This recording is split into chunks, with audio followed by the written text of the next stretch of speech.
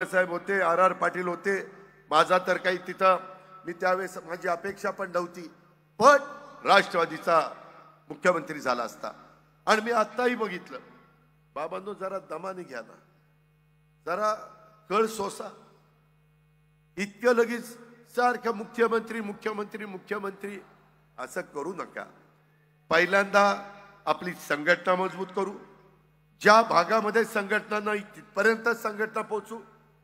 काल पण प्रफुल्लभाई, मी, सुनील तटकरे, धनंजय, हसन मुश्रीफ, आम्ही सगळ्यांनी, बाबा सिद्दीकी, माजी राज्यमंत्री, 3 वेळेला आमदार असणारी व्यक्ती, सुधीर दत्तचा उजवा हात, आणि बांद्रा परिसरामध्ये फार चांगलं काम आहे, महाराष्ट्रात त्यांचं चांगलं काम आहे. त्यांच्या आणि त्यांच्याबरोबर असंख्य कार्यकर्त्यांचं स्वागत केलं. तुम्ही काल टीव्हीला बातमी बघितली असेल.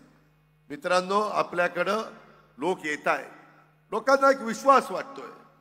अल्पसंख्याक लोक येत आहेत, समाजाचे इतर समाजाचे लोक येत आहेत. आज देखील तुमच्या सगळ्यांच्या साक्षीनं इथं आपण बघितलं